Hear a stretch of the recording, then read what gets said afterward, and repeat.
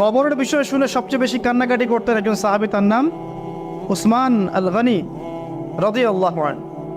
অন্য কোনো বিষয় শুনে তিনি এত কান্নাকাটি করতেন না। এটাই হবে আমাদের জান্নাতের টুকরা অথবা জাহান্নামের গর্ত। আল্লাহ পাক সবার কবরকে জান্নাতুল ফিরদৌস বানায় দেখ। সূরা মুলক রাতের বেলা যারা তেলাওয়াত করবে ইনশাআল্লাহ তাআলা আল্লাহ পাক তাকে কবরের শাস্তি থেকে বাঁচাবে ইনশাআল্লাহ আযজা ওয়া জাল। সূরা ইয়াসিন আপনার কোরআনের মগজ, প্রাণ, হার্ট, এটা যখন পড়বেন আপনি বুঝতে পারবেন কেন এটাকে হার্ট বলা হয়েছে।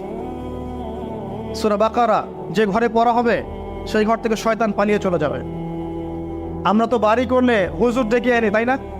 ঝাড়ফুঁক করাই, বাড়ি বন্ধ করি, তাবিজ করি, কত কি করি না? মাশাআল্লাহ, আসল কাজ করি না।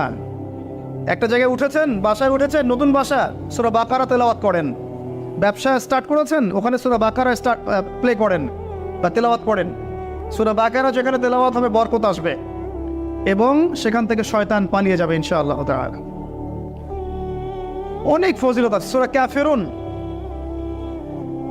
ওই যে বললাম 1999 জন মানুষ জাহান্নামে যাচ্ছে, তাদের আমলনামায় কোন পাপটা কমন ছিল জানেন? তাদের আমলনামায় কোন পাপটা থাকতে পারে বেশি? শিরকের পাপ। কারণ কি জানেন? আমি বলছি, সূরা নিসার মধ্যে আল্লাহ পাক বলেছেন, ইন্নাল্লাহা লা ইয়াগফিরু আন ইউশরাকা বিহি ওয়া ইয়াগফিরু মা দুনা যালিকা লিমান ইয়াশা। আল্লাহ পাক তার সাথে শিরকের গুনাহ মাফ করেন না, এছাড়া যে কোনো পাপ আল্লাহ যাকে ইচ্ছা মাফ করতে পারেন। তার মানে যে মানুষগুলো বেশি বেশি জাহান্নামে যাচ্ছে তাদের আমলনামায় যে পাপটা থাকতে পারে কমন, সেটা হচ্ছে কি?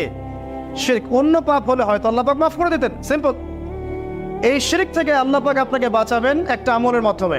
বলে দেব, সূরাতুল কাফিরুন প্রত্যেক রাতে আল্লাহ পাক যে কথাগুলো আমি বলছি, প্রথমে আমাকে আমল করার তৌফিক দান করুন, আমিন, এবং আপনাদের সবাইকে তৌফিক দান করুন, আমিন। সূরা কাফিরুন রাতের বেলা তেলাওয়াত করলে আল্লাহ পাক আপনাকে শিরক থেকে বাঁচিয়ে রাখবেন সব।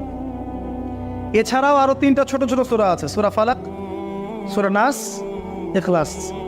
সকাল সন্ধ্যায় 3 বার করে, ফজরের পর 3 বার 3 বার 3 বার, মাগরিবের পর 3 বার 3 বার 3 বার। এটা বিকেলেও করা যায়, আসরের পরেও করা যায়।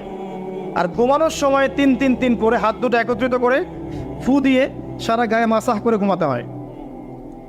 এটা করলে দৃশ্য অদৃশ্যের ক্ষতিগুলো আপনাকে স্পর্শ করবে না ইনশাআল্লাহ। মানুষ ঘুমালে শয়তান ঘাড়ে 3টা গিট দেয়, মনে আছে হাদিসটা? মনে আছে? গিট দেয় এবং বলে, তুমি ঘুমাও, তোমার সামনে লম্বা রাত। আবার গিট দেয়, তুমি ঘুমাও, তোমার সামনে লম্বা রাত।